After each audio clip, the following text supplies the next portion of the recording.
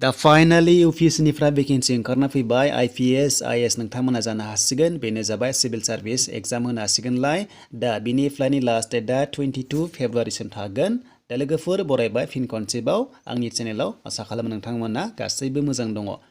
दा फार्स्टआव जोंहा मा खालामनांगौ रेजिस्टार खालामनांगौनो बेनो जाबाय upsc.online.nic.in आव फैनानै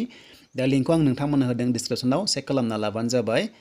दा बेयाव पार्ट 1 आरो पार्ट 2 थायो बेयाव जों कमप्लिट खालामबासो फाइनाल साबमिट खालामनो हायो आरो एग्जाम सेन्टार नोंथांमोना एग्जाम सेन्टारखौ लकेलावनो होनो हागोन एबा गाव गावनि स्टेटआव नोंथांमोना एग्जामखौ होनो हायो दा फार्स्टआव बेबादि दङ स' नोंथांमोना गाइडलाइन्सखौ फल' खालामबानो जाबाय दा गाइडलाइन्सखौ फल' खालामनानै येस होनानै स' नोंथांमोना जागायनो हागोन अनलाइन एप्लाइ प्रसेसआव बेबायदि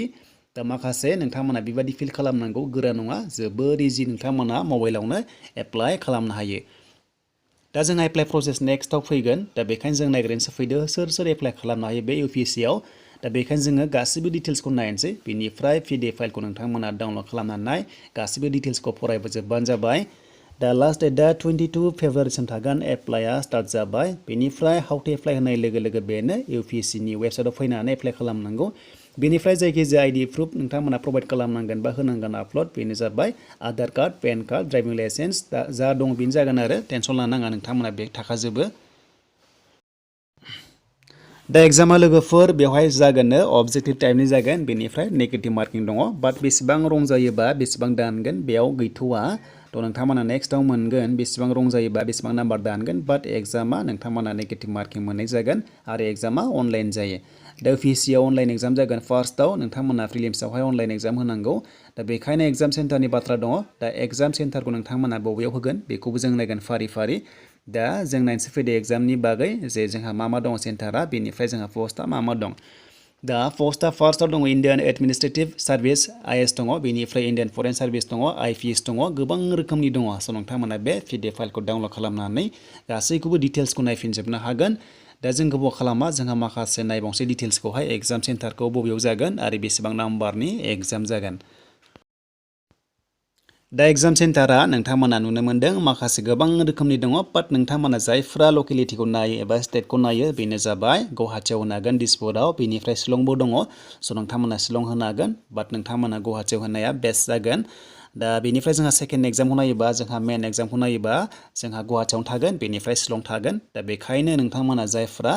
सेलेक्ट खालामनो सानदों गुवाहाटिखौ होनाया साबसिन जागोन मानोना जोंनि खाथि जायो दा बेखायनो नोंथांमोना दिसपुराव होदो बेनिफ्राय शिलंआव होनो हागोन जायफ्रा होनो गोसो दङ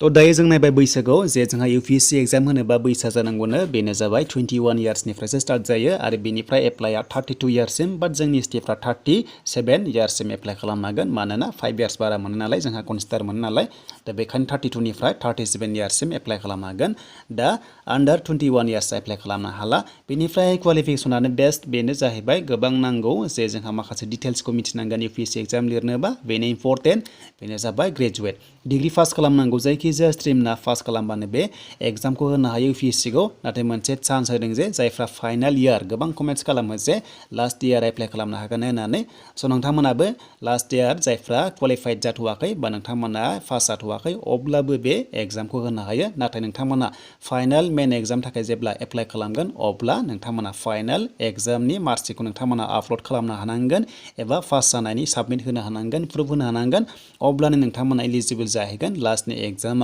दा लोगोफोर बेखिनियानोसैमोन जायखिजाया डिग्री पास जानो बेयाव एप्लाइ खालामनो हागोन जेबो पार्सेन्ट नाङा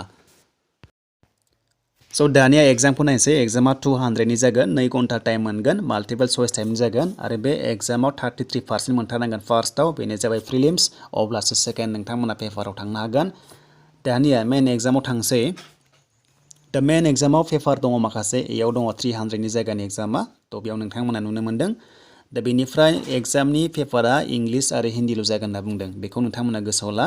बेनियाव लिरखानाय दङ बेनिफ्राय जोंहा पेपार इयाव 300 जागोन नालाय आरो पेपार बियाव इंलिश दङ बेयावबो 300 जागोन बेनिफ्राय आरो माखासे काउन्ट खालामगोन पेपार 1 दंबावो एसाइ राइटिं दङ 250नि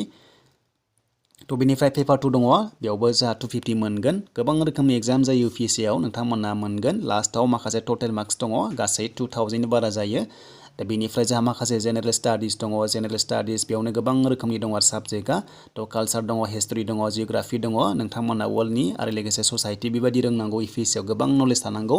एभ्रिथिं नोंथांमोना रोंनांगोन अब्लासो क्वालिफाइड जागोन लास्ट सिलेक्सनाव बेनिफ्राय मोजां इन्टारेस्टिंआ नोंथांमोना लास्टआव मोनसे अपसनेल साबजेक्ट मोनगोननो बेनो जाबाय बर' रावजोंबो नोंथांमोना लिरनो मोनगोन दा गासैखौबो लानानै 2025 मार्क्स जागोन थ' नोंथांमोना बर' रावजों लास्ट पेपाराव नोंथांमोना अपसनेल साबजेक्ट मोनगोन थ' नोंथांमोना बेखौ नायनो हागोन गाहायाव दङ दा बेखायनो PDF फाइलखौ नोंथांमोना डाउनलड खालामनानै गासैबो डिटेल्सखौ नोंथांमोना लानो हागोन